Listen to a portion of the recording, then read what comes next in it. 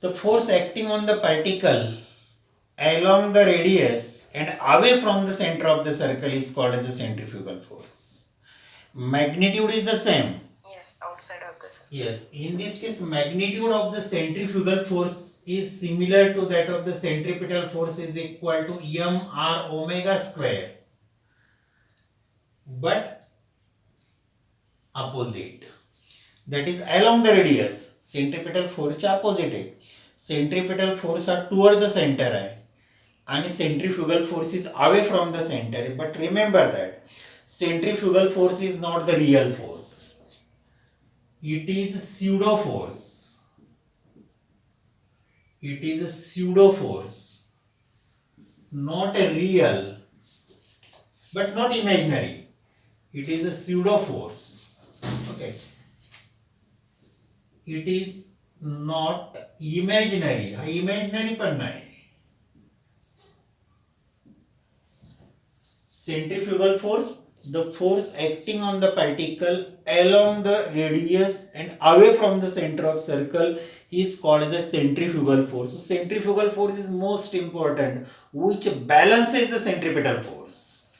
When the body performs the circular motion, the net centripetal force is balanced by the centrifugal force, which is the most important force, but it is not the real. म्हणजे एखादा particle आपल्याला revolve करायचा आहे तर आपण त्या पार्टिकलला force apply करतो. प्रत्यक्षात तो सेंट्रिपेटल फोर्स आहे, त्याचा परिणाम आहे centrifugal force. Centrifugal force is the effect of centripetal force. किती एक्झाम्पल घेतले होते आपण स्यूडो फोर्सचे? खूप एक्झाम्पल घेतले होते. इफ वी रिमेंबर, गाडीमध्ये आपण प्रवास करत असेल तर गाडीने टर्न घेतला तर आपण अपोजिट साईडला फेकला जातो. गाडीत अचानक ब्रेक दाबला तर आपण पुढच्या साईडला फेकला जातो. ओके, गाडीने एकदम स्पीड इन्क्रीज केलं तर आपण बॅक साईडला फेकला जातो. लाईक दिस. आपण याचे खूप एक्झाम्पल घेतले होते. सेंट्रिफ्युगल फोर्स किंवा तुम्हाला पाळण्याचं एक्झाम्पल सांगितलं होतं. So these are not the real force. प्रत्यक्षात फोर्स अप्लाय होत नाही, पण आपल्याला भास होतो. पण हा इमॅजिनरी नाही, म्हणजे काल्पनिक फोर्स नाही, हा परिणाम आहे. प्रत्यक्षात बॉडी ढकलली जात नाही, परंतु कुठला तरी फोर्स हा काम करतो अपोजिट डायरेक्शननी.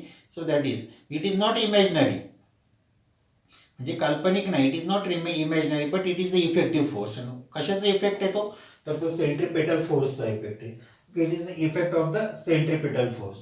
So it is pseudo force arising due to the centripetal acceleration of the frame of reference. It is a pseudo force. आणि कुणामुळे येतो तो force? Due to frame of reference.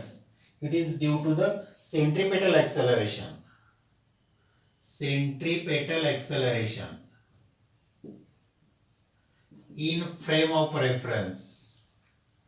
Frame of reference पण घेतलेला आहे. दोन्ही प्रकारच्या फ्रेम ऑफ रेफरन्स आपण शिकलेलो आहे. इनर्शियल फ्रेम आणि non inertial frame. This table is the inertial frame of reference. The body which is at the rest position, that is inertial frame of reference, and the body which is in the accelerated motion is a non-inertial frame of reference, and centrifugal force is experienced in non-inertial frame of reference. Okay, centripetal force is a non-inertial frame of reference. It is a pseudo force. It is not the imaginary force. In the frame of reference, centrifugal force balances the centripetal force. मगाशी सांगितल्याप्रमाणे frame of reference मध्ये it balances centripetal force.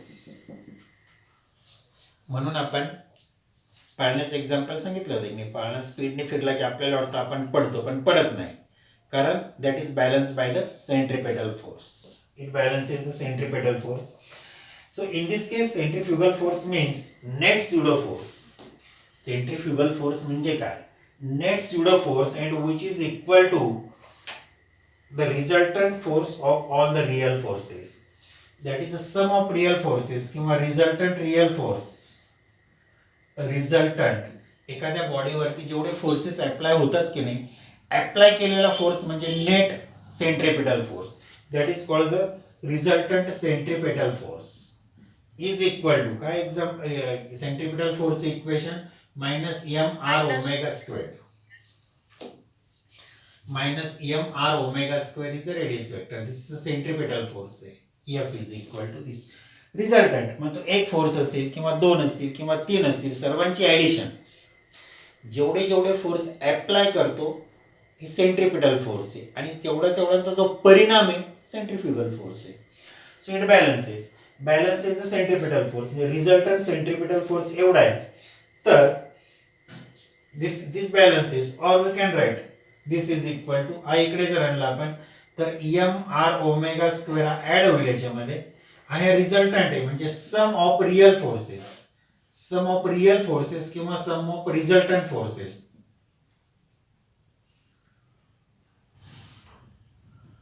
That is called centripetal force is equal to 0. हा इकडे आणलं ते add झालं. Summation of this is it balances. म्हणजे काय थोडक्यात, जेवढा सेंट्रिपिटल फोर्स आपण अप्लाय करू तेवढा सेंट्रिफ्युगल फोर्स तिथे इफेक्टिव्ह फोर्स तयार होईल. आणि दोघं एकमेकाच्या अपोजिट आहे. सेंट्रिपिटल सेंटरकडे आहे तर सेंट्रिफ्युगल बाहेर आहे आणि इट बॅलन्सेस द बॉडी. नाही मी तुम्ही सायकल चालवते, सायकल चालवताना आपण टर्न घेतो जोरात, पण आपण काय करतो की आपली बॉडी बॅलन्स करतो इनडायरेक्टली.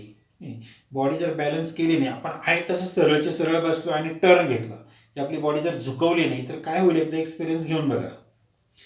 सायकल काढा किंवा मोटरबाईक नको, तुम्ही प्रयोग करायला गेला तर वाढवा कराल थोडंसं.